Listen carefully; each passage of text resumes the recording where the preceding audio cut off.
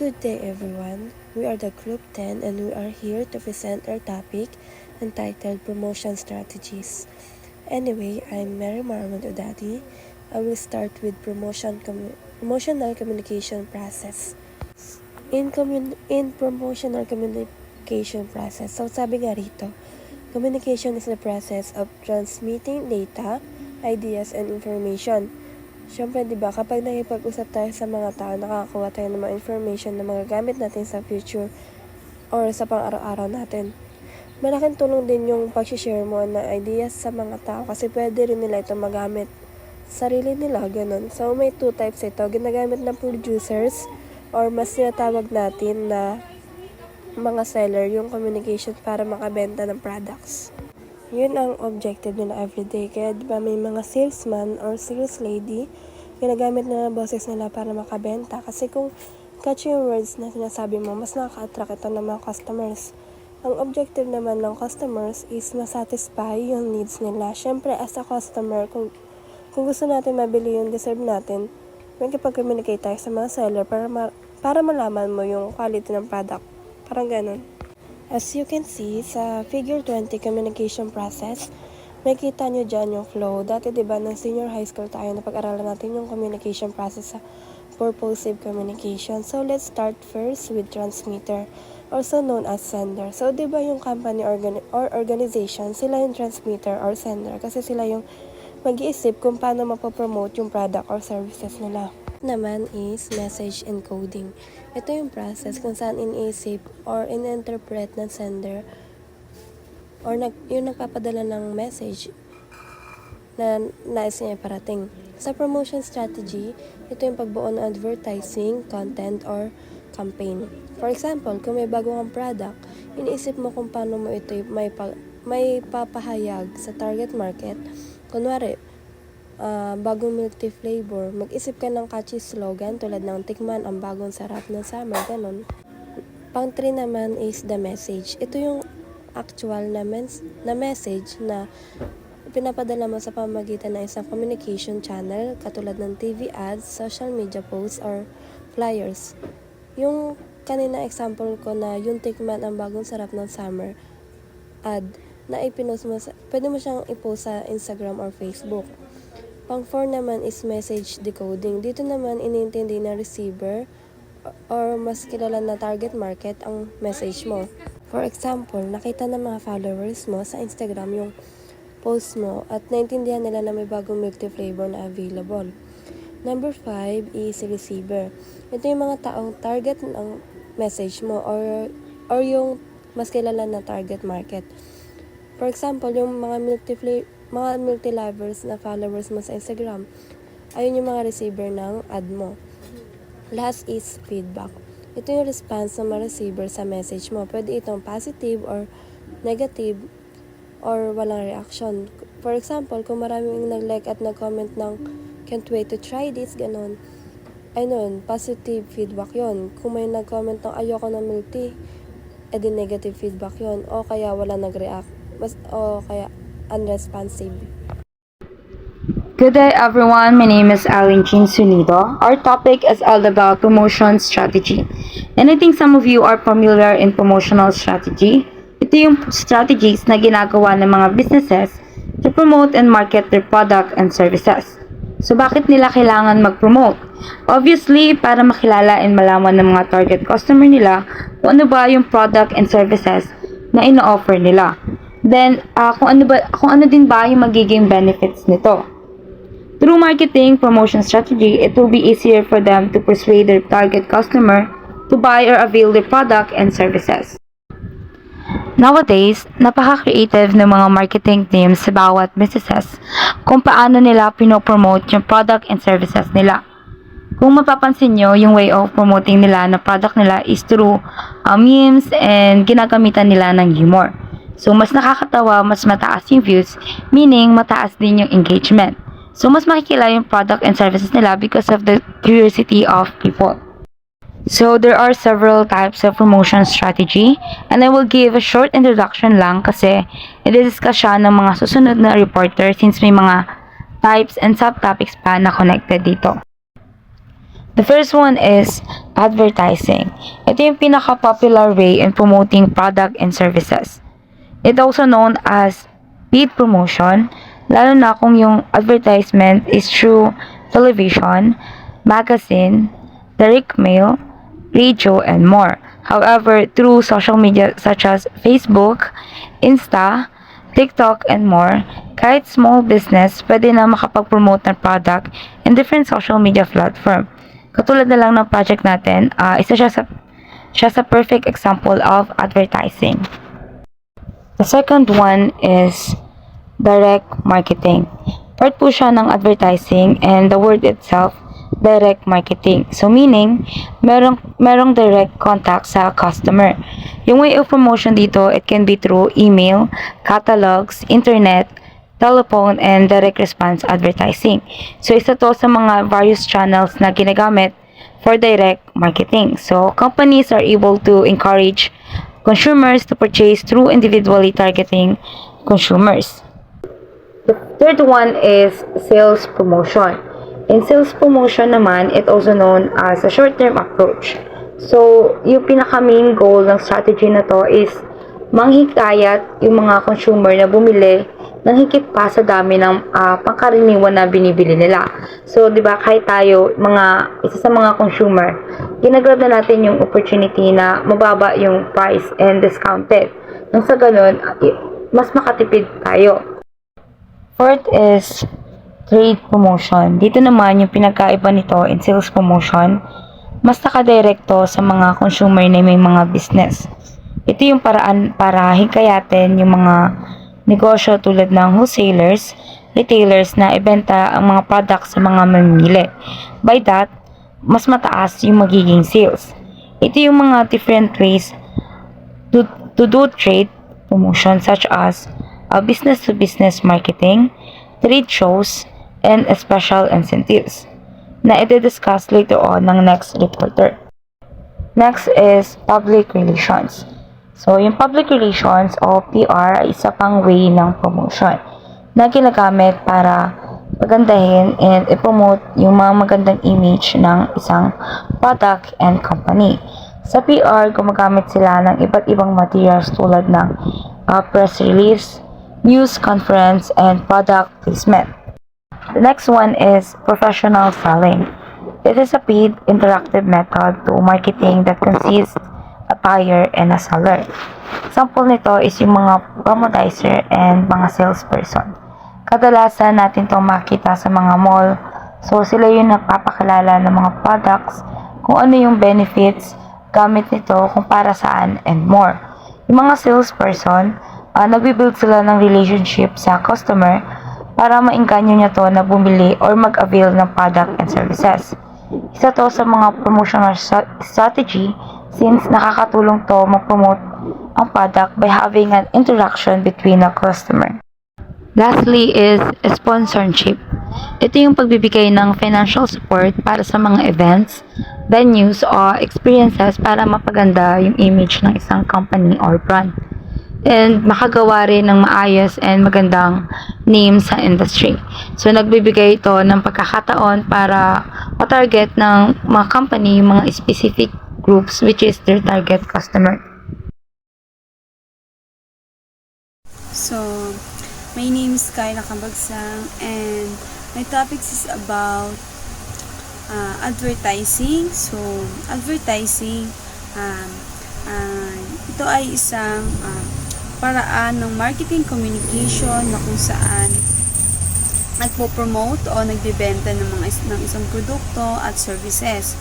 And ang media, advertising on television, radio, billboards, newspaper, magazine, and other advertising. Ito yung mga ilang paraan para mag-promote ng produkto at services. At sa mag-advertise para mas mahikayat nila ang mga customer na bumili ng product na like advertising television, nagamit sila ng mga celebrity, ganoon din sa mga magazine para mahikayat nila ang mga customer o makuha ang pansin ng customer. And advertising vehicles are some of the ways to promote product and services through mass media advertising. So, first is radio, meaning ads are used to reach listener in a real time, often while they are commuting and working or relaxing. They are effective for creating a sense of urgency, promoting time-sensitive offers, or reinforcing brand messages through petitions, diba? And second is billboards, meaning are designed for high visibility in strategic locations, such as highways, busy streets, and city center. They are served to capture attention and quickly with bold succinct message and compelling visuals. And third is newspaper. Newspaper meaning ads provide an opportunity to deliver detailed information and are often used for local advertising, promotion, and announcement. So, they can target a specific demographic based on the leadership of different sections, etc. And like business, lifestyle, sports, ganon. And fourth is magazine. So, what is magazine? Of course, is ads cater to reaches audience with specific interests like fashion, technology, and health. They offer high quality visual and longer shelf life, and meaning ads can be seen multiple times over weeks or months. Magazine are effective for brand building and high-end product to their targeted nature and trust reader place in their content. So, next topic is direct marketing. Ito ay isang marketing strategy kung saan ang isang company ay nag-direct na ikipag-communicate sa isang potential customer para i-promote ang kanilang product or services. Sometimes yung pag-direct marketing daw ay sila yung madalas na binabaliwala ng mga customer. So, ang kanilang direct marketing methods includes is catalog. So, first is catalogs. Ang catalogs, ito ay yung mga nakaprint na materials na nagpapakita ng mga product or services ng isang company. Madalas na nilalaman ng isang catalogs ay ang mga larawan ng kanilang product, ng presyo ng kanilang product o ng item, at nakalagay din ang number o website na ginagamit ng mga customer para mag-order. And ang catalogs minsan pinamimigay sa store or made available online. So, second is snail mail. So, sa pagkakaintindi ko, yung snail mail, ito yung traditional postal mail delivery services. Ito yung nagpapadala sila ng physical promotional materials like flyers, brochures, or catalogs direct to the customer mailboxes or sa bahay mismo ng customer, but mas mabagal compare sa email or online advertising. Pero ang snail mail still effective para ma-reach nila yung target audience or customer. So, the third is direct email. So, direct email, direct email ay ito yung nagpapadala ng mga message sa mga individuals via email. Ang methods na ganito o paraan para makapag-direct communicate, ito ay kadalasan ginagamit para makapag-promote ng mga product, announce ng sales, and also nurture customer relationship. And fourth is telemarketing. So, ito na ikipag-direct marketing using phone. Tumatawag sila sa mga potential customer para mag-promote ng product or services. So, my next topic is sale promotion. So, ito sa marketing activity para palakasin ng benta o hikayatin yung mga nag-a-avail ng kanilang product. Tulad ng buy one take one, ay mas may hikayat ang ibang na bumili kasi isipin nila na mas makakamura na sila. Sales promotion could be in the form of samples, coupons, premiums, contests, and rebates.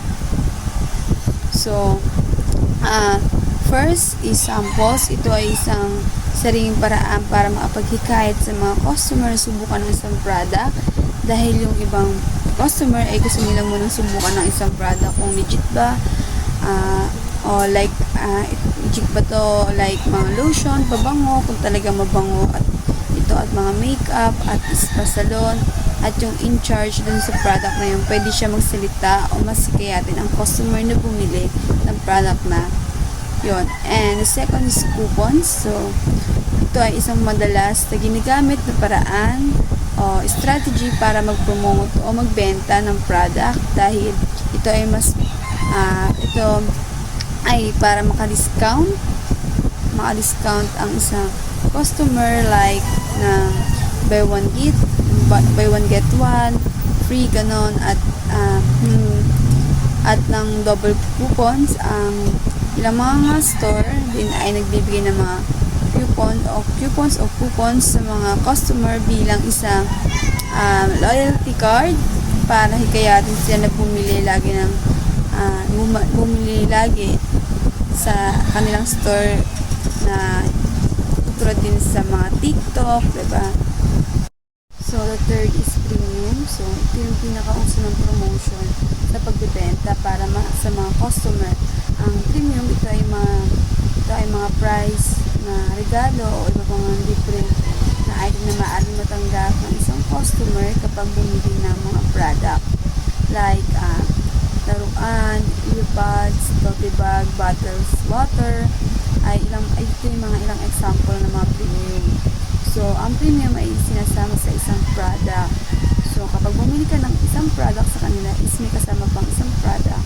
Parang yung free. So, 4 is contest or sweepstakes. So, tumutukoy ito sa competition upang hikayatin ang mga mamimili na sumali sa isang activity na gagawin na kapalit ng chance na manalo ng mga prizes.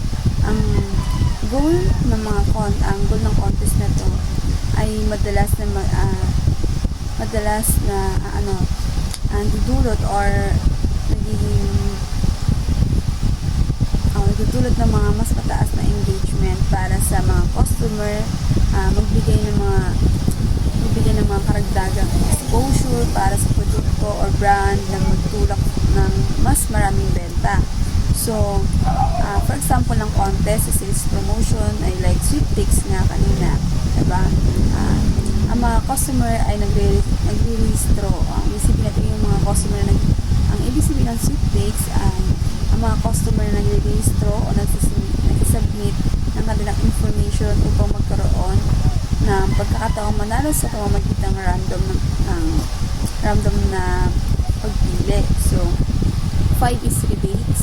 So, ang rebates ay tumutukoy sa refund na ibinibigay sa mga customer pagkatapos nilang bilhin ng isang product. So, halip na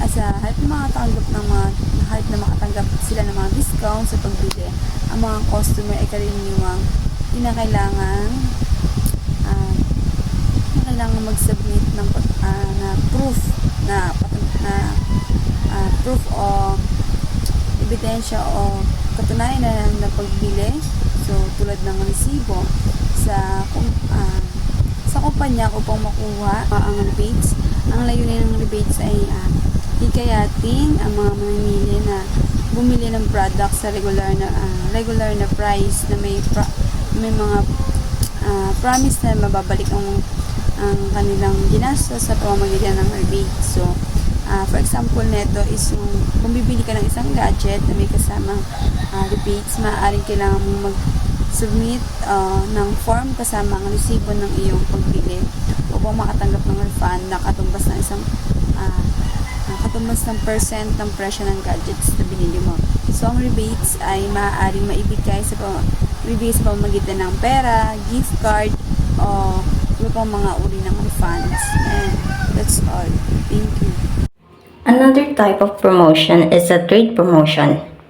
Trade meaning may palitan na nagaganap. Tinatawag din itong B2B or business to business. Halimbawa nito is every time na may big events like sa Pure Gold, may mga kilalang brand na mag-sponsor sa event na yun. But in return, dapat ma-endorse ang products nila. Trade. So, meron tayong mga different types of trade promotions. Trade shows. Trade shows ito kung tawagin wherein sa isang event, may mga sales associate na magre-represent ng product ng iba't ibang brands.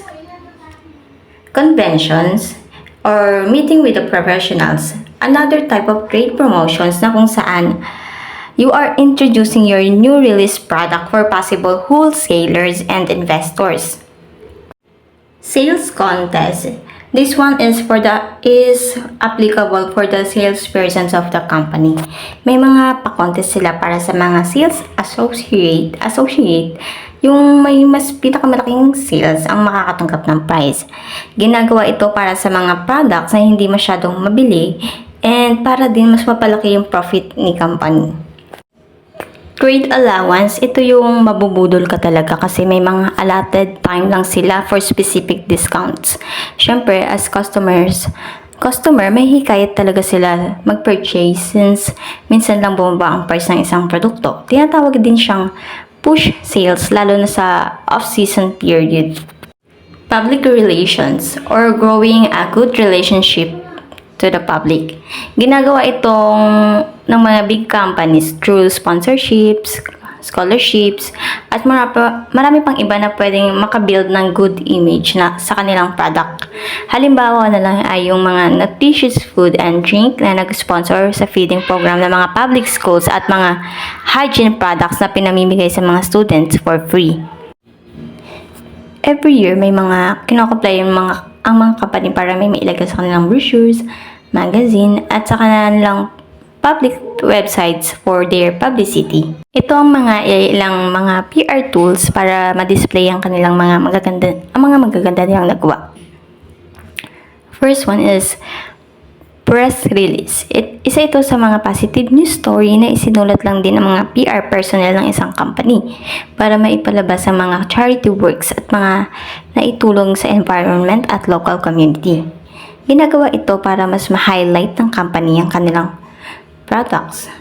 Second is sponsorships. Ito yung popular sa panahon ngayon, although medyo magastos, pero through sponsorships, mas nagiging matibay yung credibility ng isang brand. Kagaya sa Coca-Cola at Colgate, willing sila magbayad ng mahal para masama ang pangalan ng kanilang brand sa mga events. Isa na rin itong brand awareness para mas kumanda ang kanilang brand image. Pangatlo is product placement. Dito naman, alam kong familiar kayo like sa mga pelikula or kahit sa teleserye. Diba usually brand X ang nakalagay pag may mga product na ginagamit ang mga artista sa palabas. So, may mga company na nagbabayad para mapakita ang brand nila sa isang movie or series. Except na lang kung may product talaga sila na kailangan gamitin at ipakita in television dahil part ito ng kanilang story. Last is press conference. May pagkakahalintulad sa press release pero this one is a meeting with the reporters para masagot ang mga questions regarding sa kanilang brand. Advantage ito for them kasi pwede nila ma-present ang kanilang news story na favor sa kanilang site. By this, di na nila kailangan mas gumastos pa sa ibang advertising promotion.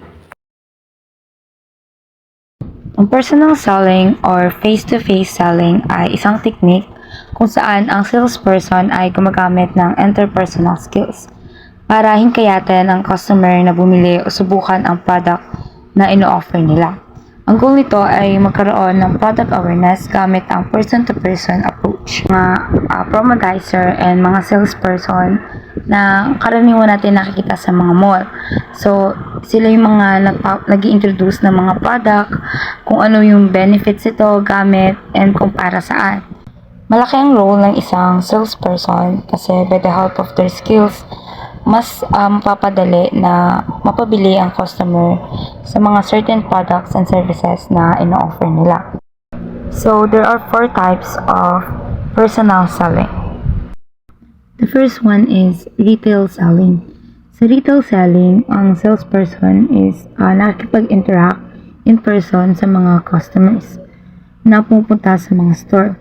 Ang role ng salespersons ay maintindihan ng pangangailangan ng customer and ma-sales talk niya ang customer by showing the use and the benefits of the product and kung paano yung certain product is makakatulong and makakasatisfy sa needs or pangangailangan ng isang customer.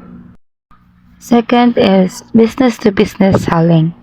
Sa business-to-business selling or B2B selling, ang salesperson ay nagbebenta ng mga product sa industrial buyers.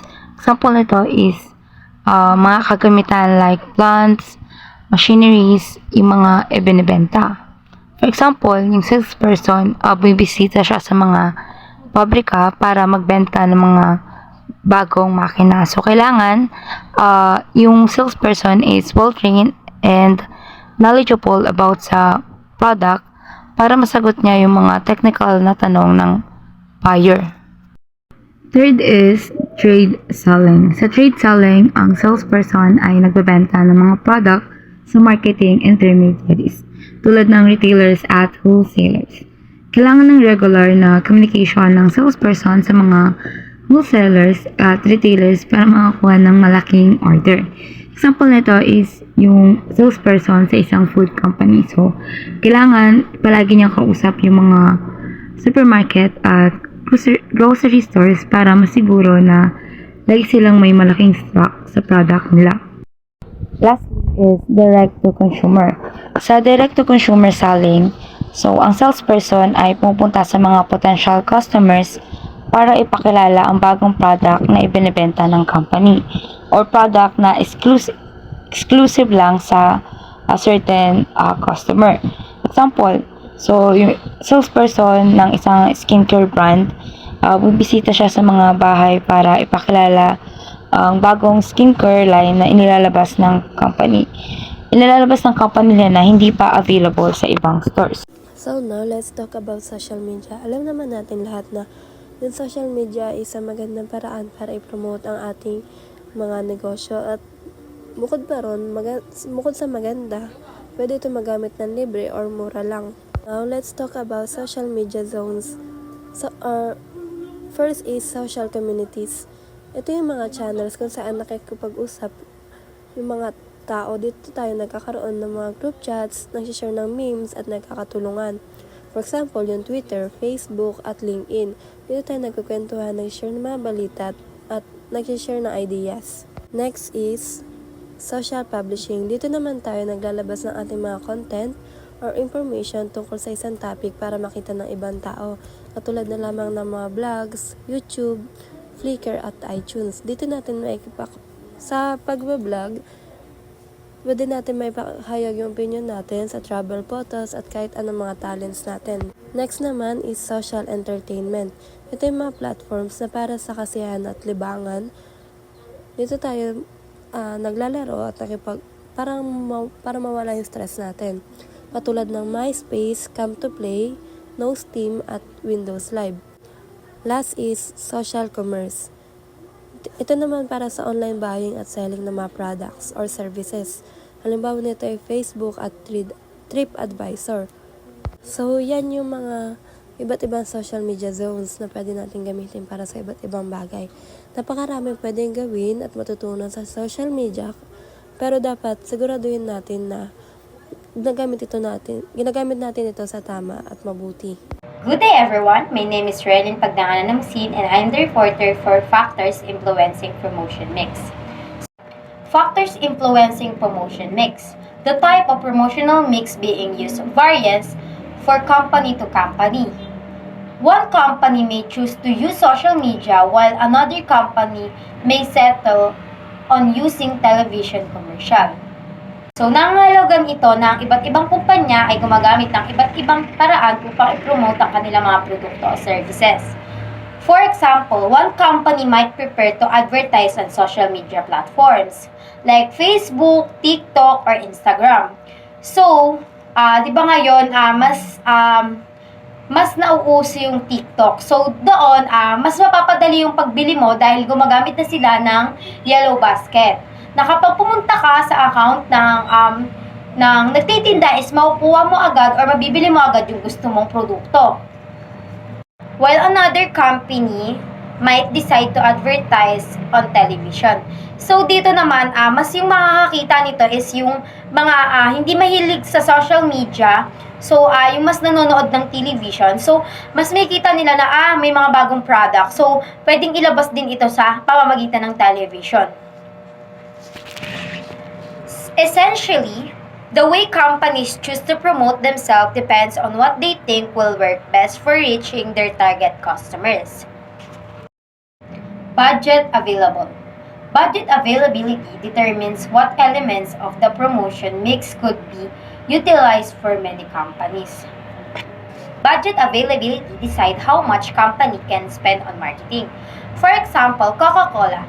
Coca-Cola can afford big advertising campaigns on TV, billboards, and online platform because they have a lot of money. So, bilang kilala na yung Coca-Cola is kaya na nilang maglabas or mag-provide ng malaking pera para mas makilala pa yung kanilang product. So, ang ginagamit nila para mas ma-promote yung kanilang mga produkto is gumagamit sila ng TV, billboards, and online platforms. Kasi nga, malaki yung budget na kaya nilang ilabas.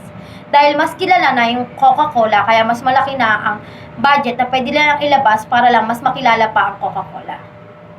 Sa kabilang banda naman, as a small baker might use cheaper option like social media or local event. In a simple word, budget limits affect how much and what kind of marketing companies can do. Here are the most common method used for budgeting promotion. The first is percentage method. This method uses percentage of sales goals, or gross markup for settings a budgets. This method sets the budget as the percentage of sales goals, or gross markup. For example, a company might allocate 10% of its projected sales revenue for promotional activities. This straightforward approach focuses on increasing income but may not account for market changes or unforeseen circumstances. The second one is objective and task method. This approach is developed through identifying specific objective, deciding on the tasks necessary to realize these objectives, and make estimations on the cost of doing these tasks. Companies set clear goals, figure out what need to be done to reach this goal, and estimate the cost. For example, if a company wants to attract more customers, they might launch a new and campaign of offer discount. Yung ibang mga nagbebenta, kahit bago pa lang sila or kakabukas pa lang nila, magkakaroon sila ng discount nang sa ganun is maakit nila or magsipuntahan sa kanila yung mga customers. This method is commonly used for long-term goals like making people more aware of a brand. The third one is what's in my wallet method. This method entails preparing marketing promotion month to month by what's available.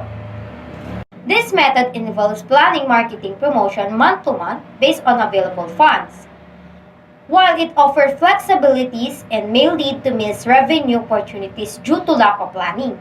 So dito nag-focus sila sa mga plano na kaya lang ng funds nila or yung plano na kakayanin lang ng budget nila or kung ano lang yung available na funds na magagamit nila. So, however, many companies treat marketing promotion as a cost rather than an investment, making this approach common and universal. And the last is competitive parity method. This method is founded on a strategy to invest less, comparable to the competitor's spending level or more than a competitor's. In this method, a company budget depends on what its competitors are spending. For example, if a competitor is spending a lot of other advertising, the company might decide to spend the same amount, less or more. This help can the brand visible. But if competitor spend much more, it could hurt the company. Ang goal nito ay para makasiguradong matatandaan ng mga customer ang brand. So in this figure 21 factors that influence selection of promotion mix. So yun nga, na-discuss ko yung mga factors that influence selection of promotion mix. So the first table is, ito yung mga promotion mix that refers to the blend of different promotion tools and techniques na ginagamit ng mga iba't ibang company para maka-attract sila ng mga target audience nila.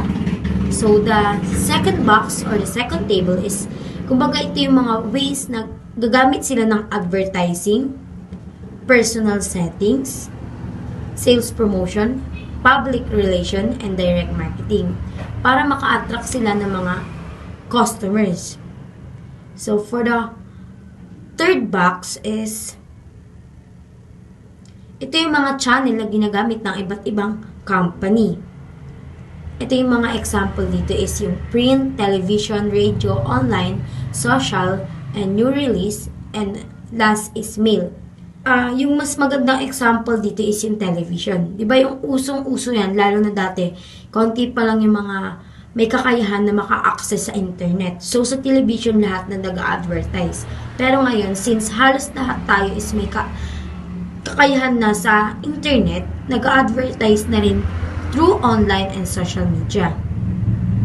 Co-op only method. This planning method consider restricting a budget to just the manufacturer cooperative co-op advertising support money. Zero method. This method entails maintaining the marketing budget as close to zero as feasible.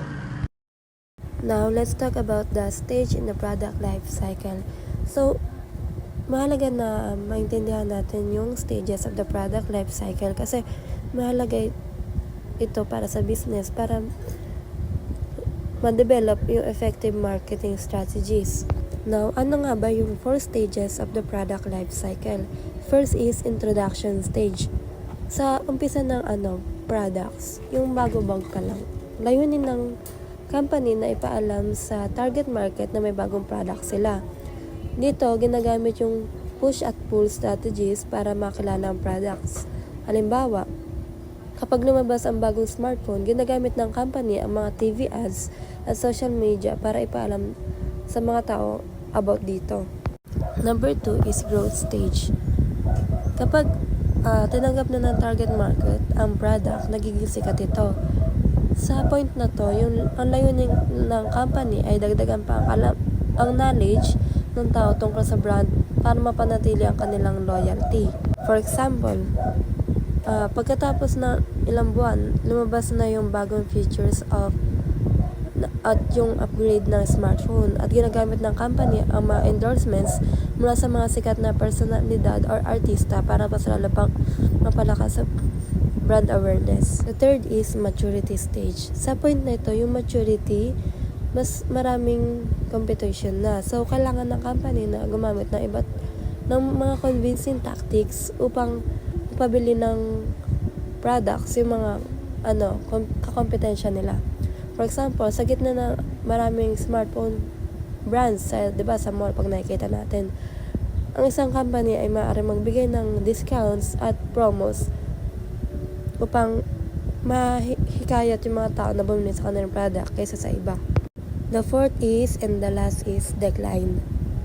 Sabi nga rito, as the products get to the decline stage, the company may use the strategy of ringing a bell. So, sa pagdating ng decline, unti-unti nang bumababa yung demand sa products, maaaring gumamit ng strategy ng company para pabagalin ang pagbagsak ng company na yon. For example, kung ang isang brand ng sapatos ay hindi na ganong kabenta, maaaring magkaroon ng clearance sale para mabenta ang natitirang inventory. Our next topic is type of product and type of purchase decision. So, depende ito sa uri ng products. May tamang promotional mix na makakatulong sa success ng pagbenta nito. Kung ang product ay kailangan ng malalim na pag-intindi, katulad ng technical at masyadong mahal, ang professional selling ay masyadong na mahalaga. For example, kung ang product ay high-end na laptop, maaaring magkaroon ng demo sa computer stores para mapakita yung features nito at mabigyan ng tamang para matry ng mga potential buyers. Sa pag tatry ng mga products na yon sa point ng product life cycle at ang pagkakaiba ng mga urang product, mas madaling makabuo ng tamang strategy para sa merchant at pagbenta ng mga products. Sa pamamagitan ng pag-alam sa itsura at style ng mga ad ng competitors, maaaring gamitin ito ng mga kumpanya upang baguhin ang kanilang strategy sa promosyon at magkaroon ng competitive edge.